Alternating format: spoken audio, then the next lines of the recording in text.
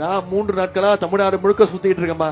கிட்டத்தட்ட 15 தொகுதி போய் மக்களை சந்திச்சு உதயசூரியன் சின்னத்திற்கு நம்முடைய மதச்சார்பற்ற முற்போக்கு கூட்டணியை சேர்ந்த அனைத்து வேட்பாளர்களுக்கும் வெற்றி வேட்பாளர்களுக்கும் வாக்கு சேகரிச்சிட்டு இருக்கிறேன். எங்க போனாலும் மிகப்பெரிய எழுச்சி. நிச்சயம் இந்த முறை 200 இல்ல 200க்கும் அதிகமான தொகுதிகள்ல திராவிட முன்னேற்ற கழகம் நம்முடைய கூட்டணி நம்முடைய வெற்றி உறுதி செய்யப்பட்டிருக்கு.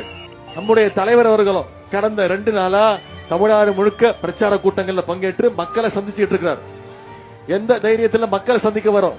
இன்னைக்கு உங்களை பாக்குறதுக்கு நான் வந்திருக்கேன். இந்த பகுதியில எத்தனை திட்டங்களை உங்களுடைய சட்டமன்ற உறுப்பினர் நம்முடைய நீர்வளத்துறை அமைச்சர் எத்தனை திட்டங்களை கொண்டு வந்திருக்கிறாரு, எத்தனை சாதனைகளை செஞ்சு முடிச்சிருக்கிறோம். சுமார் 12 கோடி ரூபாய் மதிப்பீட்டுல சேர்க்காடு ஊராட்சியில அரசு கலை கல்லூரி நம்முடைய உங்களுடைய அமைச்சர் கொடுத்தது. 14 கோடி ரூபாய் மதிப்பீட்டில் சேர்க்காட்டுல பல்நோக்கு மருத்துவமனை மல்டி ஸ்பெஷாலிட்டி ஹாஸ்பிட்டல் உங்களுடைய அமைச்சர் கொடுத்தது. கழிஞ்சூர் மட்டும் தாராபடவேடு ஏரி இன்னைக்கு 28 கோடி ரூபாய் செலவுல அது மேம்படுத்தப்பட்டு சுற்றுலா தலமாக மாற்றப்பட்டிருக்கிறதுனா யாரு? உங்களுடைய அமைச்சர் உங்களுடைய தொகுதி கொடுத்திருக்கிறார். 13 கோடி ரூபாய் மதிப்பீட்டுல சேன்பாக்கத்துல ஒரு தடுப்பணை, அதே மாதிரி அரும்பகிருதியில ஒரு தடுப்பணை, குகையநல்லூர்ல மீண்டும் ஒரு தடுப்பணை, பொன்னை அணைக்கட்டு புனரமைப்பு, மேல்பாடியில ஒரு தடுப்பாளர், 18 கோடி ரூபாய் மதிப்பீட்டுல பரமசாத்துல ஒரு தடுப்பணை, 100 கோடி ரூபாய் மதிப்பீட்டுல காட்பாடி பிரம்மபுரத்திலிருந்து ரங்காபுரம் வரைக்கும் ஒரு புதிய புற வழிச்சாலை, மகிமண்டல ஊராட்சியில தொழிற்பேட்டை அமைக்க என்று அறிவிக்கப்பட்டு இன்னைக்கு அது நிலம் செய்யப்பட்டிருக்கு. மீண்டும் நம்முடைய ஆட்சி அமைஞ்சோன்னு அந்த பணிகளை தொடங்குவோம். மேட்டுக்குளம் ஊராட்சியில் உள்ள சிப்காட்ல காலனி உற்பத்தி சாலை இன்னைக்கு அமைக்கப்பட்டு வேலை வாய்ப்பு கொடுக்கப்பட்டிருக்கு. இதெல்லாம் செஞ்சு கொடுத்திருக்கிறோம். இது போல பல திட்டங்கள் உங்களோட தொகுதிக்கு வரணும்னா, இந்த காட்பாடிக்கு வரணும்னா நீங்க மீண்டும் அண்ணன் துரைமுருகன் அவர்களை உதயசூரியன் சின்னத்துல வாக்களிச்சு மிகப்பெரிய வாக்கு வித்தியாசத்தில் ஜெயிக்க வைக்கணும். செய்வீங்களா? அது மட்டும் இல்ல, கோரிக்கைகள் வச்சிருக்கீங்க. கழிஞ்சூர் பகுதியில ஒரு சமூக நல கூட வேண்டும் ஒரு கோரிக்கை. மேல்பாடி சீக்கராஜபுரம் திருவலம் உள்ளிட்ட ஊர்களுக்கு சமூக நலக்கூடம், கால்நடை மருத்துவமனை ஆரிமுத்து மோட்டு ஊராட்சியில கால்நடை மருத்துவமனை வேண்டும் கோரிக்கை. லாலாபேட்டையில மயான வசதி ஏற்படுத்தி தர வேண்டும் கோரிக்கை. அரசு மேல்நிலை பள்ளிக்கு புதிய கட்டடம் வேண்டும் கோரிக்கை. சேவூர் தேன்பள்ளி மற்றும் கீரை சாத்து ஊராட்சியில கால்நடை மருத்துவமனை வேண்டும் ஒரு கோரிக்கை. இந்த கோரிக்கைகள் எல்லாம் நிறைவேற்றணும்னா மீண்டும் நம்முடைய திராவிட மாடல் 2.2 ஆட்சி அமைஞ்சாக வேண்டும். அதற்கு வர்ற 23ஆம் தேதி நீங்க வந்திருக்கக்கூடிய நீங்க உதயநிதி வந்தாப்ல பேசினாரு, கூடணும், கூட்டத்தை முடிச்சு கலைஞ்சு போயிட்டோன்னு இருக்க கூடாது. இன்னைக்கு தேதி 1, தேர்தல் அன்னைக்கு ஏப்ரல் 23.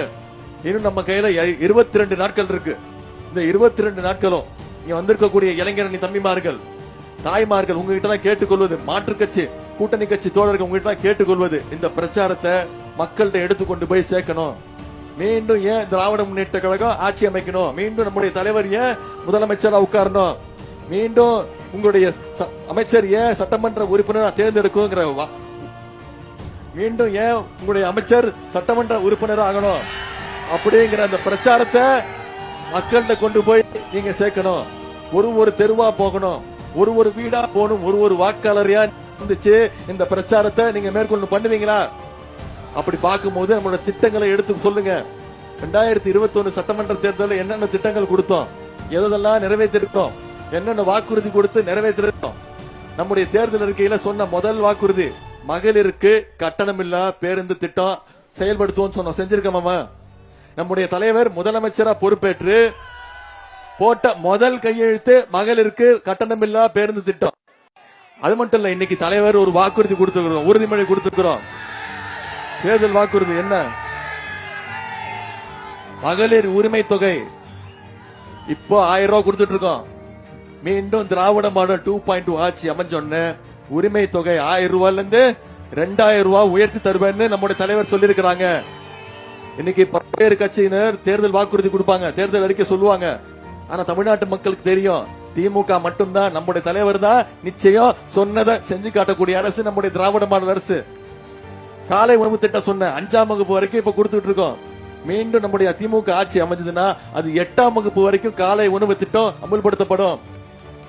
புதுமை பெண் திட்டம், தமிழ் புதுவர் கல்வி ஊக்கத்தொகை இன்னைக்கு மாசம் 1000 ரூபாய் கொடுத்துட்டு இருக்கோம் 13 லட்சம் மாணவர்களுக்கு. அது உயர்த்தப்படும், 1000 ரூபாயில இருந்து 1500 உயர்த்தப்படும். OAP முதியோர் உதவித்தொகை இன்னைக்கு 1200 ரூபாய் கொடுத்துட்டு இருக்கோம். அதை உயர்த்தி 2000 ரூபாய் ஆக்குறோம்னு நம்முடைய முதலமைச்சர் பிராமிஸ் பண்ணிருக்காரு, வாக்கு கொடுத்திருக்கிறாரு. கலைஞர் கனவு இல்ல அடுத்த 5 வருஷத்துல 10 லட்சம் கலைஞர் கனவு இல்லம் வீடுகள் கட்டப்பட்டு வீடு இல்லாதவங்களுக்கு வீடு கொடுக்கப்படும் வாக்குறுதி கொடுத்திருக்கிறோம். மகளிர் சுய குழு அவங்களுக்கு எந்த விதமான கேரண்டி இல்லாம பிணை இல்லாம 5 லட்சம் வரைக்கும் கடன் கொடுக்கப்படும் வாக்குறுதி கொடுத்திருக்கிறோம். இன்னொரு முக்கியமான வாக்குறுதி கொடுத்திருக்கிறோம். அவங்க அத்தனை பேர் தெரியும், மகளிருக்கு தெரியும். ஆட்சி அமைஞ்சொன்ன ஒவ்வொரு மகளிருக்கூட கைகள்லயும் நம்முடைய முதலமைச்சர் 8000 ரூபாய் மதிப்புள்ள ஒரு கூப்பன் கொடுத்துருவாரு. அந்த கூப்பன் வச்சுட்டு நீங்க வீட்டுக்கு என்ன தேவையான என்ன மின்சாதனம், டிவினா டிவி, ஃப்ரிட்ஜ்னா ஃப்ரிட்ஜ், மிக்சி, கிரைண்டர், உங்களுக்கு எது இருக்குமோ அதை நீங்களே போய் வாங்கிக்கலாம், உங்களோட இஷ்டம்.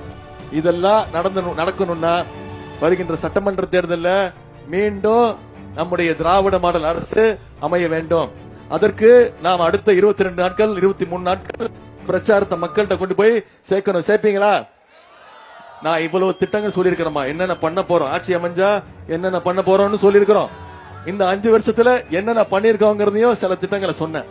இவ்வளவு திட்டங்களை பண்ணதுனாலதான் இன்னைக்கு இந்தியாவிலேயே நம்முடைய தமிழ்நாடு டபுள் டிஜிட் growth, இரட்டை இலக்க வளர்ச்சி 11.1% growthோட இன்னைக்கு நம்பர் 1 ஸ்டேட் ஆக நம்முடைய தமிழ்நாடு இடம் பிடிச்சிருக்கு. இவ்வளவு சாதனைகளை பண்ணிருக்கிறோம்.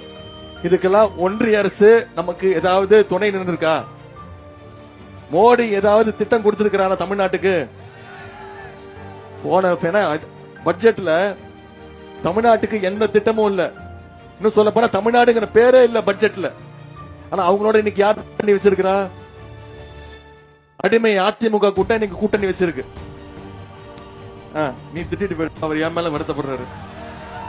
நேற்று பேசியிருக்காருமா கூட்டத்துல எதிர்கட்சி தலைவர் எடப்பாடி பழனிசாமி என்ன சொல்றாரு, நான் அவர் ரொம்ப தகாத வார்த்தையில பேசிட்டேன் அப்படின்ற. அப்படி ஒன்னும் தகாத வார்த்தை கிடையாது, உண்மையை தான் சொன்னேன். நாம எல்லாம் முரட்டு பக்தர்கள் பார்த்திருப்போம், முரட்டு தொண்டர்களை பார்த்திருப்போம். இன்னைக்கு இந்தியாவே ஒரு முரட்டு அடிமையே பார்த்துக்கிட்டு இருக்குன்னு சொன்னேன். இது தகாத வார்த்தையாம்மா? இதுதான் கெட்ட வார்த்தையா? முரட்டு அடிமைங்கிறது கெட்ட வார்த்தையா?